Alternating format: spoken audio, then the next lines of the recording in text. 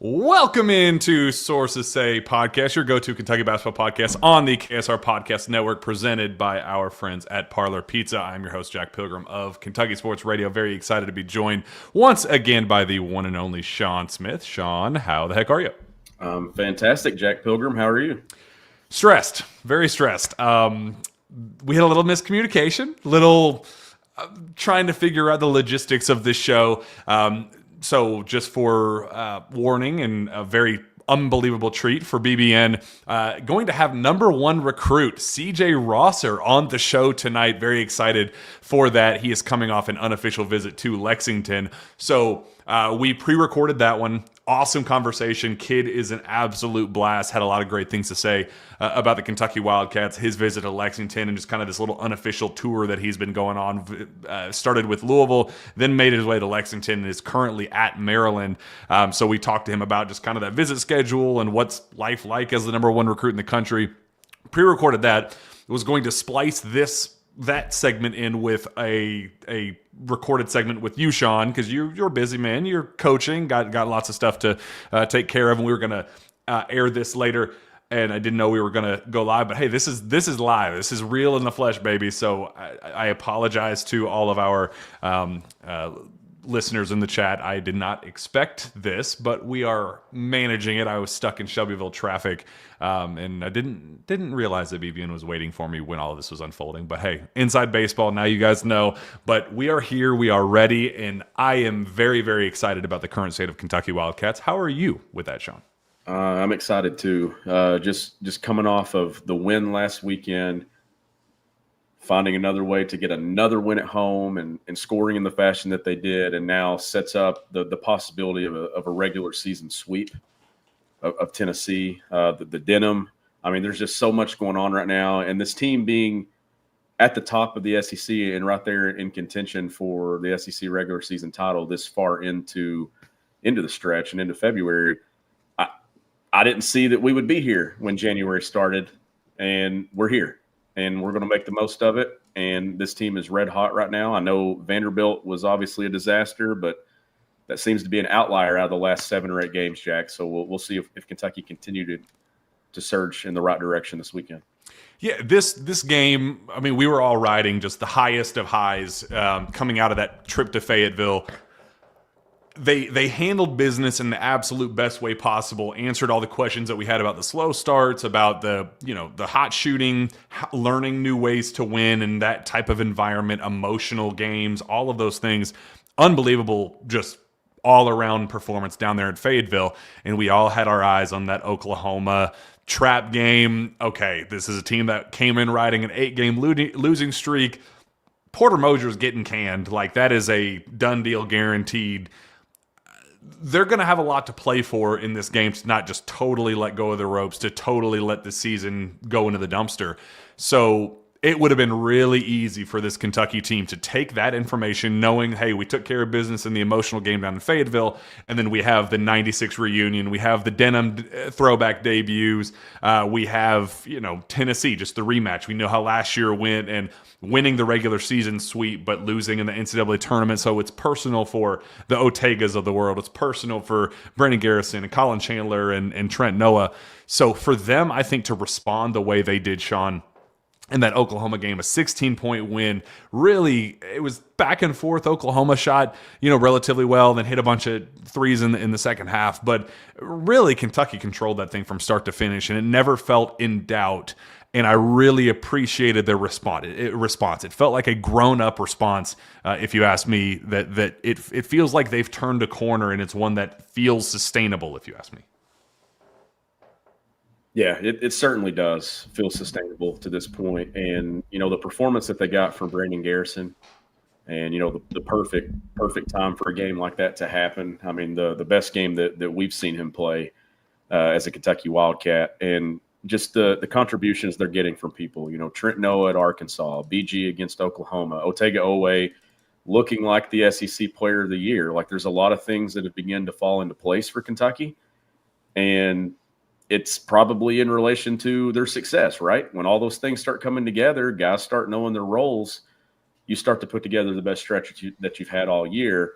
And now you've got a massive opportunity Saturday night. That building's going to be jam-packed, but taking care of business against Oklahoma Jack was such a step in the right direction because it was good to see them not overlook a team that come in 11-11 and with one win in the SEC. Like, they took care of business. They scored 94 and didn't look ahead, which would have been easy for this team to do, especially coming off the big win last weekend and sandwiched in between what's coming on Saturday night. So with that game, Sean, Otega Owe gets his fourth straight 20-point performance. He's playing at a very obvious all-SEC level, like right back in the thick of things as an SEC Player of the Year candidate, Sean, that you knew that he had it in him because we saw it all SEC schedule last year. And that's why the slow start, I think, bothered fans so much. And we knew about the turf toe. We knew about the reason behind the slow start. But it just kind of felt like, man, I know he's got that edge to him. I know he's gotten more in him. Why is he not playing with that oomph? And to see him kind of turn and become the guy that we knew he could be, that he has been in the past, and really just take superstardom over here in the SEC schedule and kind of be the catalyst for a lot of Kentucky's, like, hey, they're one of the hottest teams in the SEC right now, and Otega is a big reason why. He leads away with 24 points. Something about that Oklahoma logo and the colored jerseys and Porter Moser, he just hates all of it. But then it was Brandon Garrison stepping up with his first Kentucky double-double, 20 and 11. He plays his best game as a Kentucky Wildcat by a million. And then Colin Chandler takes his, real leap into, like, okay, maybe this is just who Colin Chandler is this point forward. 40% three-point shooter, hitting just dagger after dagger, coming up the Iceman.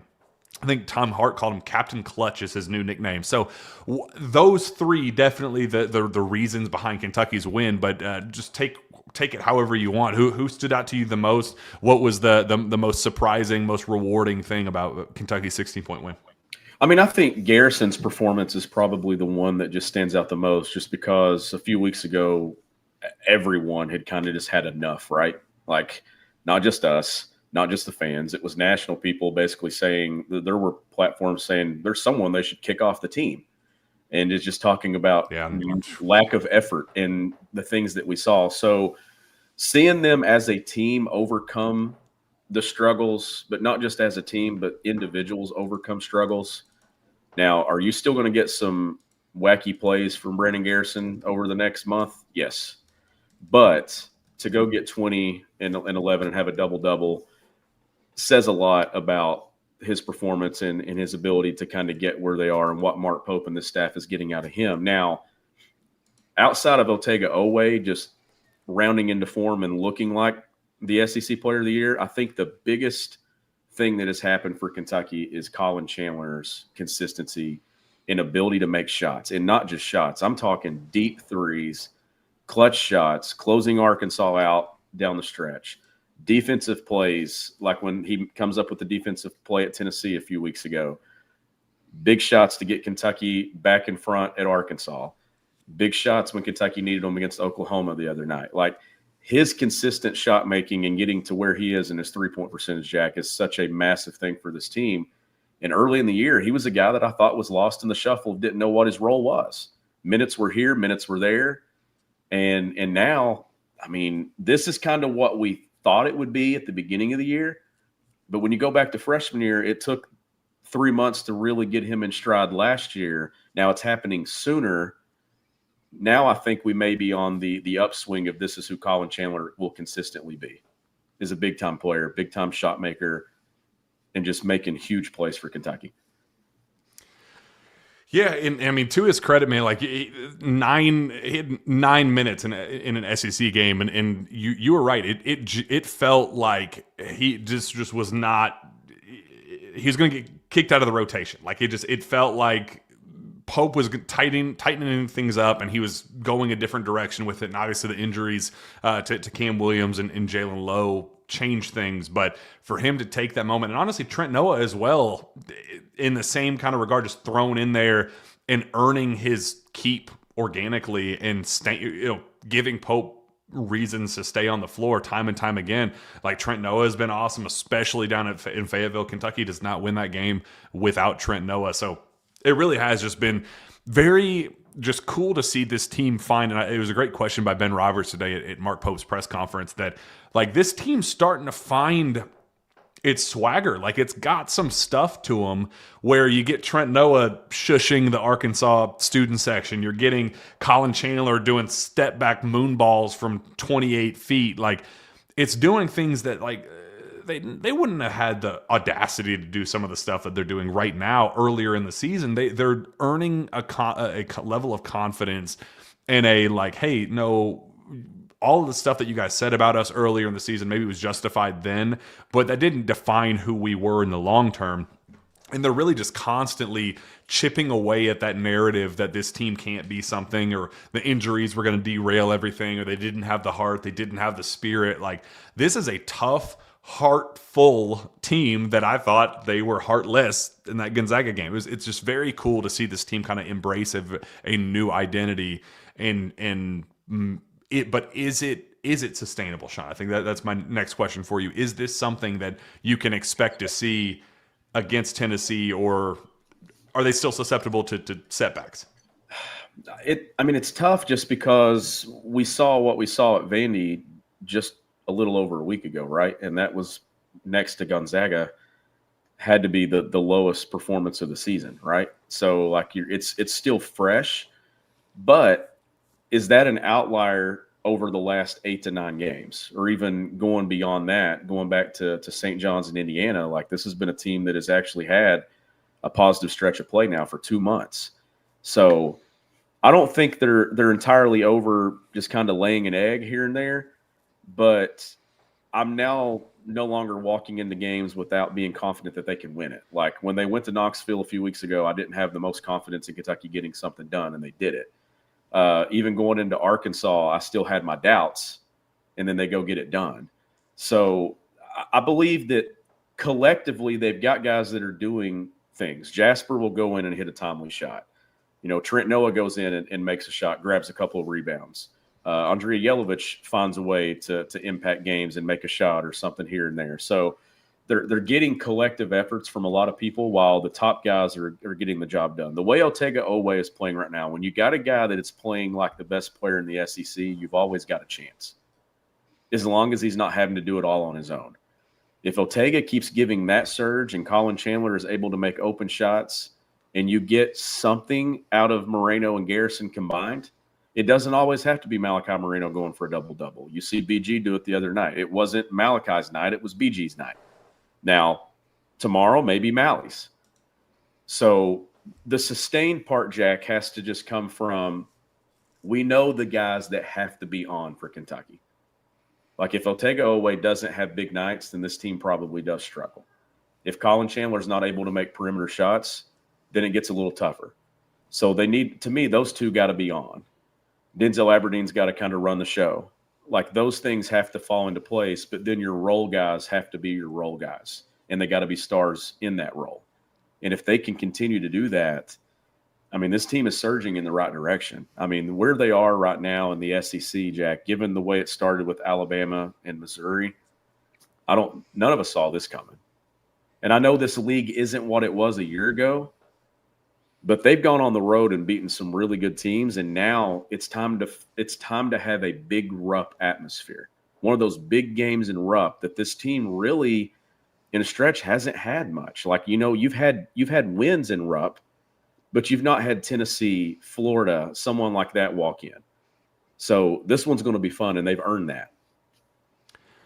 Somebody who I know is a star in their role is our friends at Parlor Pizza. Make Parlor your game day destination, from award-winning pizzas like the Doctor or fan favorite Hot Honey Pepperoni to Parlor's famous house-smoked wings and extensive craft beer selection. Parlor has a menu that will please the whole family. Their location on Harrodsburg Road is just a short drive away from Rupp Arena. Don't miss out on their great happy hour. Come in Monday through Friday from 2 to 6 p.m. to enjoy discounted pints, cocktails, and starters. Parlor is looking forward to celebrating 2 new locations this year, coming soon to Lexington, out at Hamburg, and Richmond, Kentucky. I mean, Super Bowl parties, like there's so many opportunities to use our friends at Parlor Pizza. I think I'm going to give a call and get some of those house smoked wings for my little Super Bowl party to celebrate the Patriots in the Super Bowl. I'm very, very excited for this weekend, and very excited to hang out with our friends at Parlor Pizza. Appreciate all they do, as always, being our superstar partner here at the Sources Say podcast. But this weekend, Sean, as you said, emotional game, a lot at stake with the reunion. The 96 teams all going to be in town. The Denim return, a lot going into it. But at the end of the day, and we'll talk about kind of just the nostalgia of all of that and whatever. But at the end of the day, Kentucky has to win this basketball game. It's a revenge game. Tennessee's playing its best basketball of the year, 4 straight. Nate Ament averaging 25 points a game in the 4 games since that loss in Knoxville for the Vols. They're playing their best basketball of the year. This matchup in particular to you is very personal because you hate the Tennessee Volunteers more than just about anything on this planet.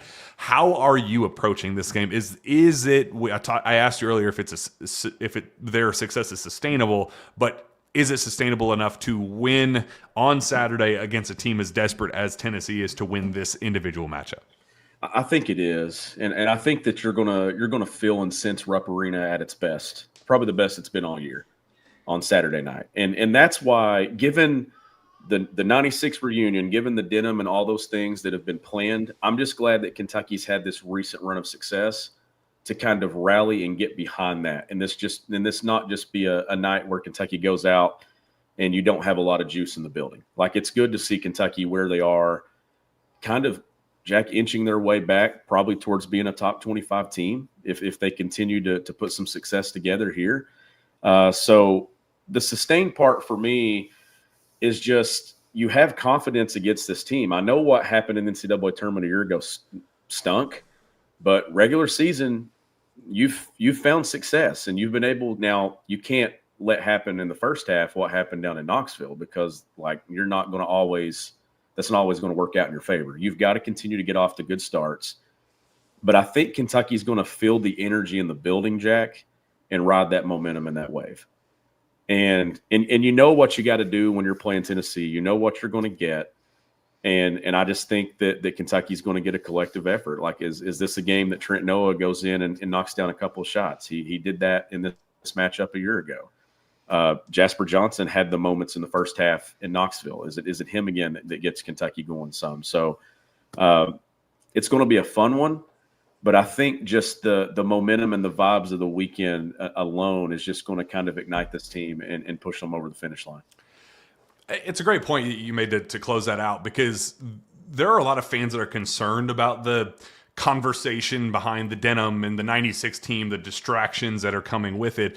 I kind of think the opposite, that these players are going to want to play for their head coach with all of his old buddies and teammates and roommates in attendance, wearing a jersey that truly does mean something historic. Like, the last time these uniforms were worn came in at the Meadowlands when Kentucky, hung banner number 6 in 1996 and Mark Pope was the captain of that team.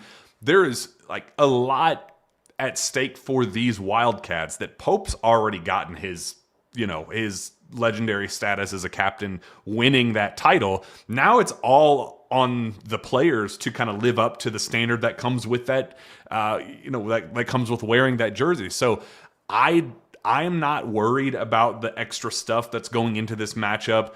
I think it's adding to the level of no, they wouldn't be doing the Denim. They wouldn't be bringing back the 96 team. They wouldn't be do the Devin Booker release with the book chapter 2s and all that stuff if they weren't pretty darn confident that they were going to go in on Saturday and win this basketball game. Well, I mean, and when you think about it too, there's an advantage that Mark Pope's your head coach here because he's able to communicate, the generation that was a part of Kentucky basketball then. He's able to connect the bridge from 96 till now. Like, when the stories are being told, Jack, there's a guy that was living the story that's now telling it to his team. And they're getting to see the history of Kentucky basketball. Now, a lot of these guys, obviously, they know it. It hangs in the rafters. But I think that there's a sense of pride that comes with this, to know that what's being celebrated this weekend and who you're celebrating it against, that you got to go out and perform. and you've won big games. Beating Ole Miss at home was a big win just because you needed to string it together. Getting Texas at home, getting Oklahoma at home. But the biggest ones have happened away from Rupp Arena. Now you get a chance to really go get one of those big game atmospheres at Rupp and get one of those big wins that really helps your resume. So this is one of those to kind of give back to the fans too. Like, this is a big one at Rupp Saturday night. So I think that everybody's going to feel it. I think it's going to feel good to know that you get to turn on the TV tomorrow and watch the morning, the noon, the afternoon slate of college basketball, and you're waiting till 8:30 because there's an excitement about Kentucky basketball. Something that 3 or 4 weeks ago, we were probably dreading this stretch of the schedule. But now you're looking at it and saying, man, you got a chance to get a win, and then you get some time off to prepare for the next one. And where are you in the pecking order of where you fall in the SEC? Like, you can really do some damage in your favor here the next week. As far as the other stuff is concerned, I'll be honest, when they release these denim uniforms, the first couple of images that I saw of them, I was taken aback. Like, it took my breath away of how beautiful they were.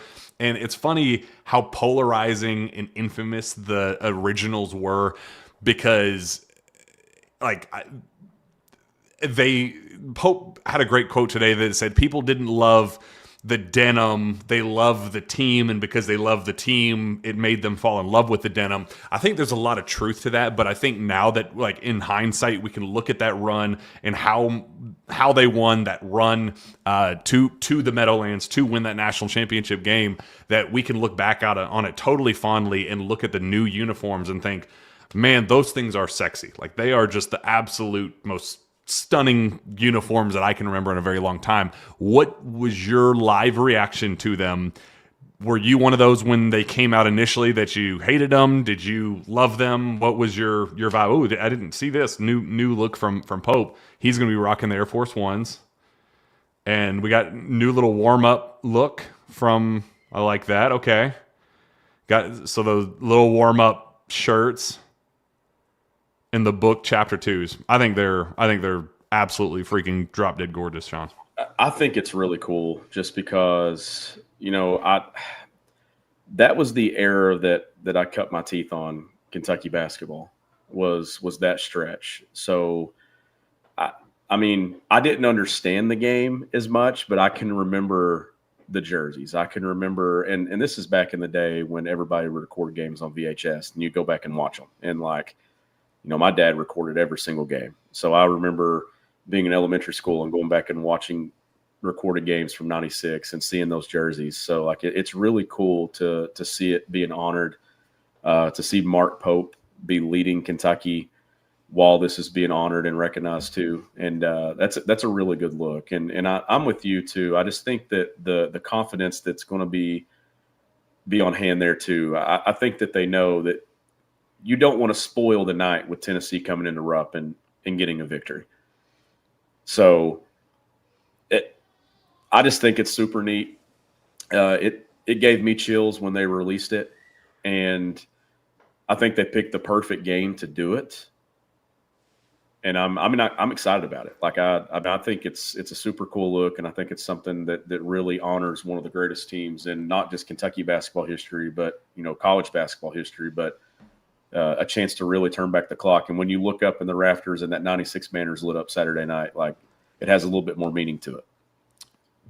Bigger question, do you think they will, if they win, will continue to ride the wave? Will they go the rest of the way with the road blues too? Because you can't just wear the whites. You got to go. I am actually going to say that once we see them, I think we see them a few more times. I would love this to be added to the combinations that you can wear. Like, just mix it in.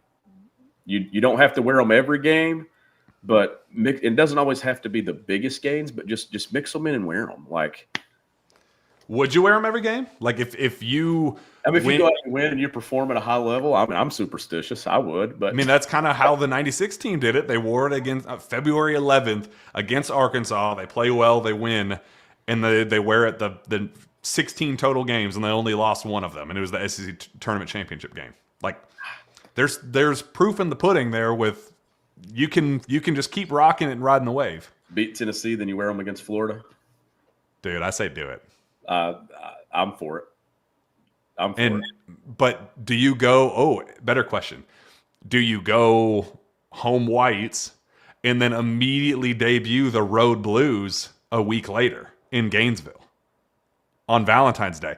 Denzel Aberdeen homecoming day, where he's going to get booed out the gym, and it's a chance for Denzel to go and shut those bozos up. Like I think there's some swagger stuff to go with it if they do it right.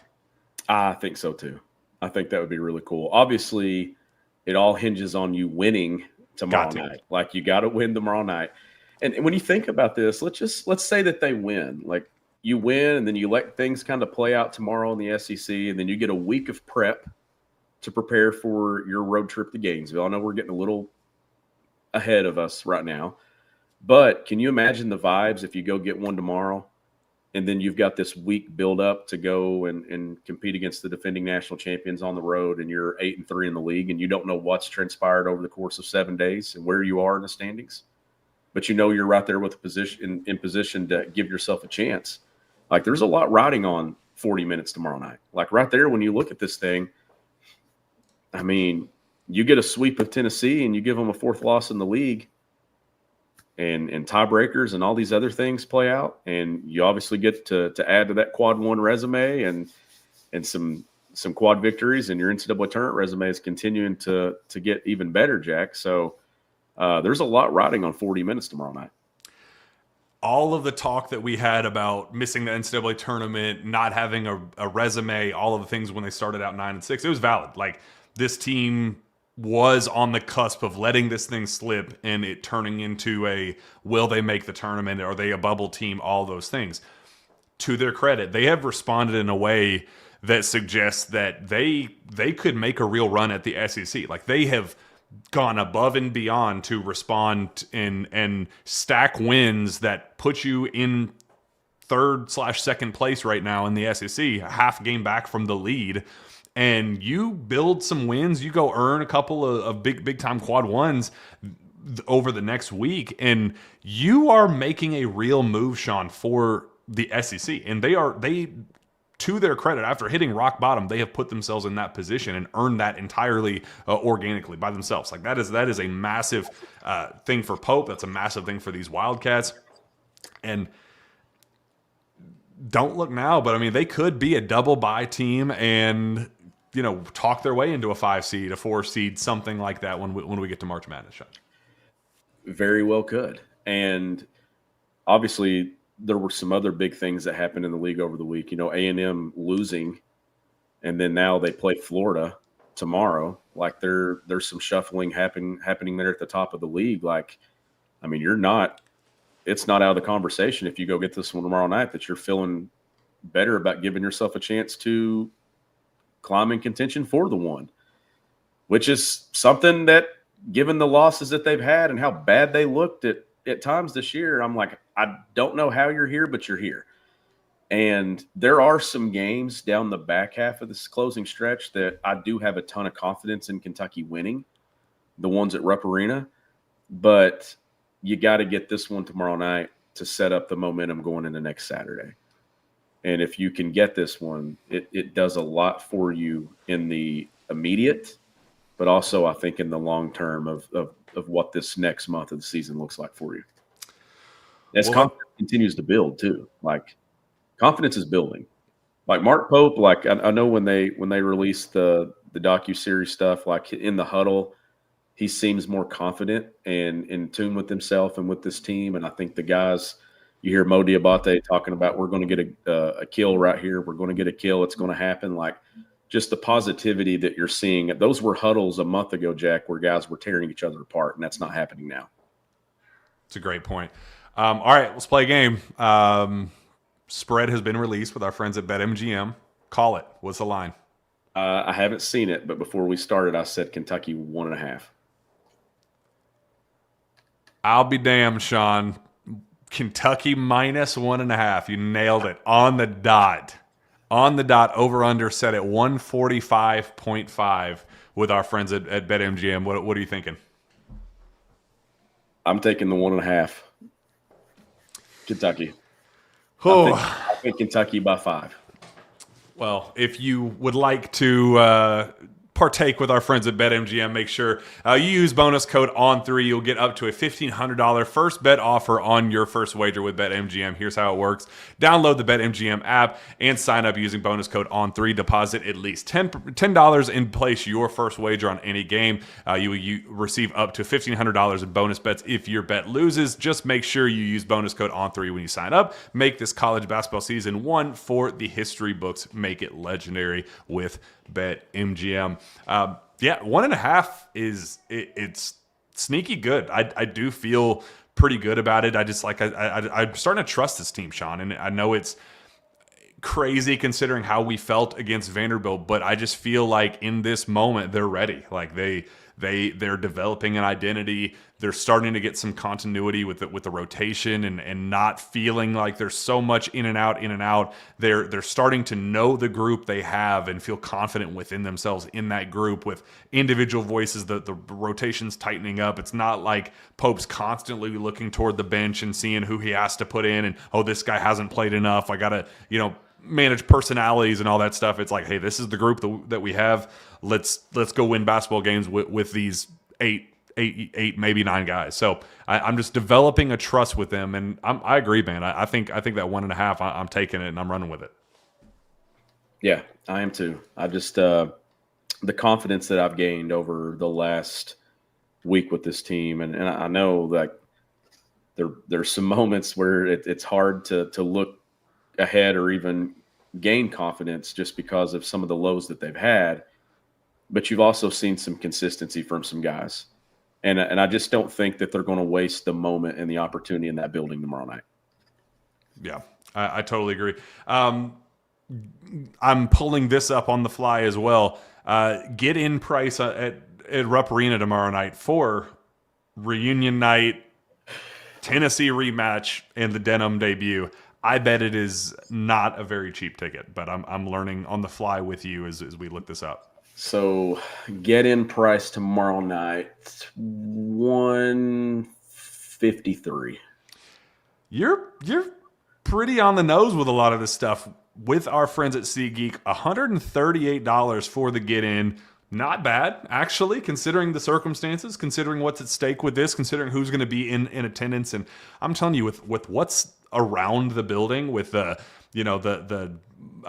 bookstore, the book chapter 2s, right, limited edition release right next door, with the Kentucky studio. You can go check that out. It's like a little mini museum with some 1996 stuff. I'm told that there's some special release, very, very high limited edition 96 memorabilia that is going to be given out to the public for kind of a first come first serve thing. So it's going to be a hot ticket. It's going to be really important to have butts and seats in that one. A lot of talk about the white out, denim out, whatever. Just I don't care as much about that, just as long as the butts are in the seats and it's the best home crowd that we have of the season. This is a really, really important game, and you can be there with our friends at SeatGeek. Use KSR10 for 10% off your next SeatGeek order. Sponsored by SeatGeek. Restrictions apply. Max $20 discount with our friends at SeatGeek. What do you think the crowd's going to be like? What do you expect the turnout to be? I think it's going to be full. I think it's going to be electric from the opening tip, and I'm jealous that you're going to be there and I'm not. So I'll be dealing with Huntington Expression Prep. We play them tomorrow afternoon. So as soon as my game's over, I'll be finding a TV to get this one on. That'll be a good one, though. How are you feeling about that matchup? Are we We're excited. Ready to roll? It literally just got added to the schedule this week because we had so many cancellations due to weather. And so we were trying to pick up games as we could. So this is one of those to kind of play our way back into form. So postseason's 3 weeks away from tonight, actually, district championship game. Man, It's absolutely flying by. But make sure with our friends at SeatGeek, make sure you go check them out.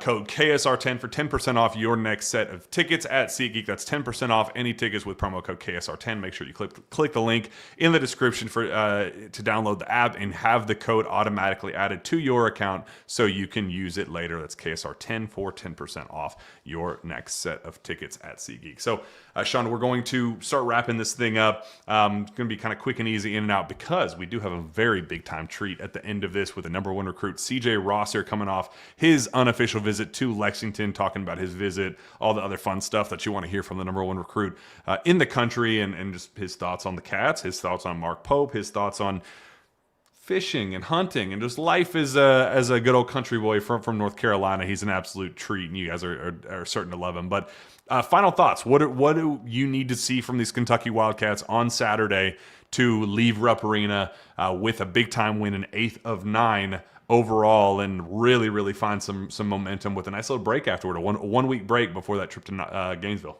Another fast start. I think it's very important to continue to get out to good starts, because if you can get out to a good start, then you can overcome some of those runs that happen to you in the middle of games, late first half, early second half. And if you get out to that fast start, Jack, it puts you in contention and in a position to be able to win it in the final 10 minutes. So I think it's very important for Kentucky to get out to that momentum, because the building itself can push you even more if you do that.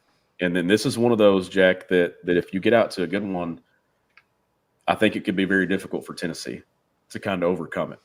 And you could ride that momentum for 40 minutes if you start fast. What does a win do if you do go 8 of 9, week off to regroup, get ready for that, trip down into Gainesville, one of the hottest teams in the SEC, defending national champions, the homecoming with Denzel Aberdeen, a lot of emotions going into that one on the road.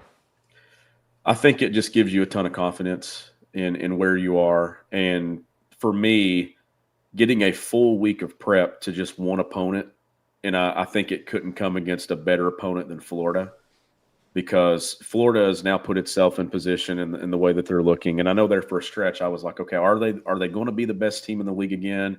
Or are they going to kind of fall 5th, 6th? Now I'm looking at this thing and the things that they're doing. I'm like, okay, that's a real threat for a team to get to a Final Four, win a national championship possibly. So when I see them, Jack, I think having a week of prep for them is a really big deal. So getting in having a week of prep off of a win, and then another 3-game winning streak, and then just the momentum that you've been riding over the last 3 to 4 weeks, I think is a big deal. As a 606er, what would this mean? What would a second consecutive regular season sweep against the Vols, the Dirty Vols, the Rocky Tops? What would that do to you as a human being? Yeah, this is my Louisville, so it would there'd be a lot of 865s getting text messages for me tomorrow. So that's what it would do for me. I'm right there with you. I'm looking forward to it. It's going to be an absolute blast at Rupp Arena, 8:30 tip-off on ESPN, bringing out the big dogs. It's going to be a massive, massive, massive matchup. That pop-up shop 2 to 8 p.m. tomorrow, so make sure you go check that out. Go buy the exclusive denim sneakers, the book chapter 2s. They're beautiful. They're absolutely stunning. So just go decked out. I'm going to make sure I'm going to have my Saturday best. I'm going to be all denimed out. It's going to be a great old time. Hopefully you get to be there in person, enjoy the alumni night. But with that, let's go ahead, wrap this thing up, and turn this over to our interview with number 1 recruit, CJ Rosser. We will see you next time, hopefully celebrating a big-time win over the Tennessee Volunteers. We will see you next time. Go Cats. Finally get this thing rolling. How are you doing? I'm doing good. How about you? I'm doing great, man. Been a busy week or two for you. How are you holding up? Is the travel fatigue setting in for you a little bit? Yes, sir. A little bit. Been going to sleep a little late, but every place we've been on been lots of snow. I ain't seen snow in a minute. So talk me through the decision to go on these unofficials and see these schools, on your own dime.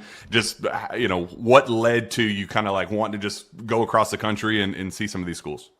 Really just their play style. They play style and the coaching staff really just being in touch. So I really want to check out how the facility was, how the team was, and really how the overall play style is. And really, yeah, yes, sir. So for fans that aren't familiar with your schedule, so talk me through where you've been the last couple weeks. I've been to Louisville, Kentucky, and when we got down to DC, I've been to Maryland. But they all been real good. Yes, just a lot of snow on the ground, traffic, lots of traffic. What's that been like for you, seeing the snow? It's been real good. I ain't seen snow in a minute. Down in North Carolina, we get it probably like once every 2, 3 years, probably if that. But yeah, sir. So and then coming down to Florida too, so it really ain't nothing, just straight heat there.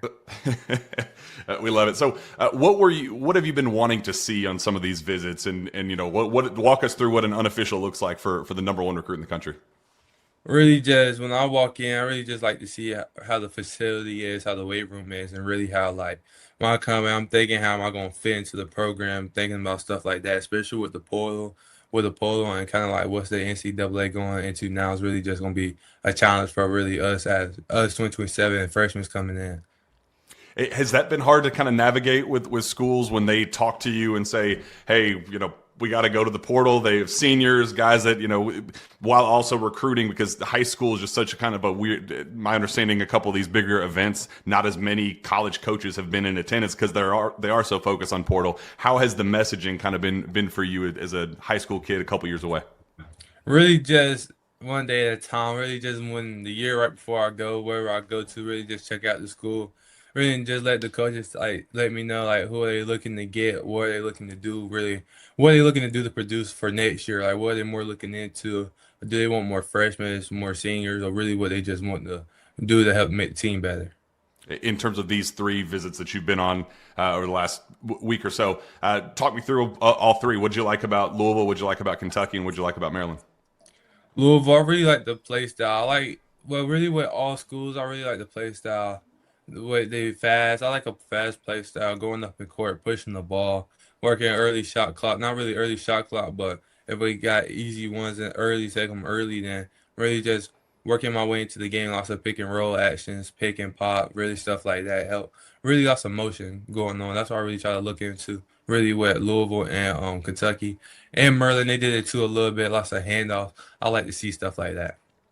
So, as a number one kid in the country, how much do you care about the facilities? How much do you care about the other stuff that comes with it? Because it sounds like the X's and O's and the basketball specific stuff is super important for you. It is a whole lot because I look at it as like, how is this gonna make me better for me how is this gonna make me better for me in the future, especially for the long run. Really, just like how am I gonna get better by really just getting more stronger, putting on weight, and really just basketball overall to really how more competitive am I gonna get, how much better and stuff like that. Has it been overwhelming for you, just getting flooded by phone calls and saying, "Hey, we want you to visit this dates," working with schedules and all that stuff? What's that been like for you? It's been real good. Just really taking it one day at a time. Progress. Really just one day at a time. When the summer comes, that's when I'm really gonna start trying to lock in on like last AAU season. So a lot of coaches gonna try to come out and really just to see them and talk to them a little bit more, and then take some officials soon. What has surprised you the most about superstardom, like the rise to always being asked for pictures, always kind of being a brand? What's been the most surprising part of all that? Really just the surprising part, I'll probably say, really just being able to know I can like do stuff like this as a kid. As a kid growing up watching lots of celebrities being able to do it, to me now be having the chance to be one kind of doing it at an early age, it really feels good to me. Who did you grow up modeling your game after? Who was somebody that you watched on TV and said, "Hey, I want to be like that guy one day"? Really lots of KDBI, and now with the new game, Shay, really just how they all get to their spots, make the game as simple as possible, don't really try to force. When was it in your basketball career where it kind of hit you, where you were like, "Hey, I might be kind of good at this. This might be something I can, kind of become a professional with one day"? I'll probably say my eighth grade summer because it was really my going to my seventh grade, going to my seventh grade, my eighth grade. I was really just playing for the love of the game, and then really when we found went to my AU team and found a coach, and then I took the whole summer and just started doing 2 a days, lots of workouts and stuff like that. And it really just made me better overall. And then when it came to my freshman year, I realized I can take this a long ways, especially with my height. When did you kind of get your first big growth spurt? I'll probably say Freshman, oh, eighth grade. I'd probably say eighth grade to my freshman year, really, because that's when I really spark up to like 6'8", probably. That's when I really spark, and then AAU too a little bit. So what was the starting point? Was it like a foot? Was it like 6 inch? What was the jump? I think the jump was really like 4. I think it was like 4 because it was really like I think it was 4 because when I came back to see some of my family I ain't seen in a long time, they said I jumped up in my height a whole lot. Yeah, I love that. My understanding, your sister has made a big impact on your basketball journey. Kind of fall in love with the game.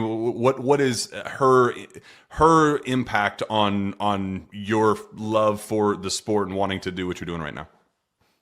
It was really just being around her a whole lot, really seeing how much she was like, how much she really had fun with it, how much she enjoyed it, and stuff like how it brought her like different things, and really just being able to travel with it. She was traveling, playing AU travel, so I just really wanted to be one of those. That would really made me like focus on the game, realize I can really go somewhere. What has been her kind of message to you and just kind of the relationship you have during where you are right now as you're kind of going through and doing this all for yourself for the first time? Really just knowing she's gonna be by my side at all times. Really, she lets me know she ain't really gonna tell me like she ain't gonna tell me what I'm doing wrong and stuff like that. But really, just like knowing she gonna be there by my side no matter how what goes.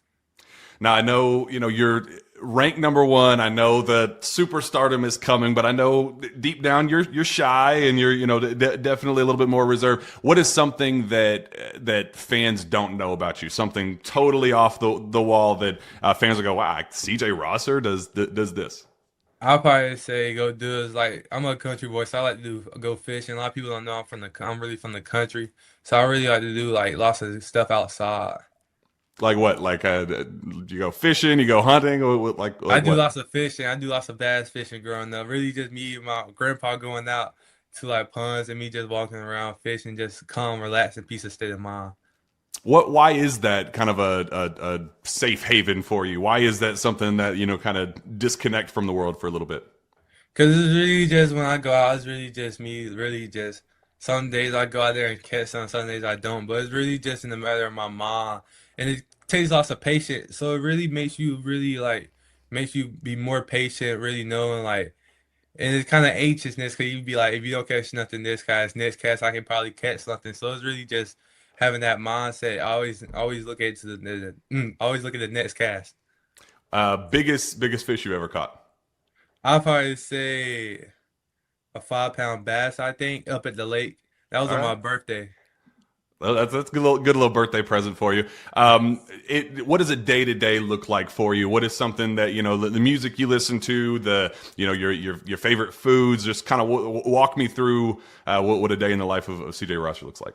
Probably say I'll wake up. I'll probably wake up, go ahead and get ready for school or practice, and then I'll probably on the way to school. I'll probably play some music. I'll probably mainly on lots of YoungBoy, NBA YoungBoy, lots of that, lots of it. That's the only person I really listen to.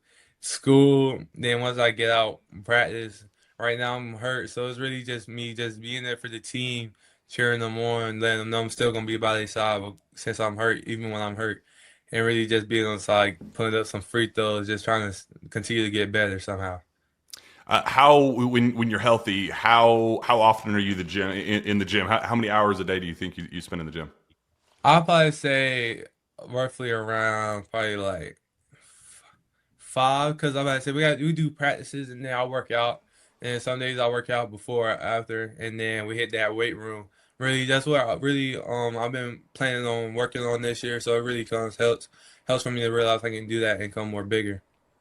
What are the next steps of your basketball journey look like? I know you'll never get complacent being the number one, but what's the next thing that you're trying to achieve now that you got the ranking part taken care of? What are you trying to accomplish now that you've earned that top spot? Really just win a national championship with Chipotle or whatever. Really just win a national championship, then go to college and have a great career and hopefully win a natty in that too. Where have you seen your game grow the most over the last year or so to really kind of take off as a top ranked talent? I'll probably say more physicality, lots of physicality, and really just like more disciplined. Really just trying to be more disciplined on the ball and defense. Defense came a long ways. I usually ain't really was good at it, but now I'm getting so much more better.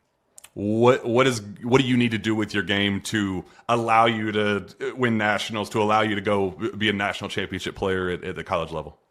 Really just be more of a leader on the court and off the court and practices. Really just looking to get better every day and weight room. Just continue what we've been doing, get stronger, more trying to get more athletic, more mobilized. So really just stuff like that, more flexible. You talked about KD, Shea, some of the bigger names in the history of the sport. You know, MVP, Finals MVP right now.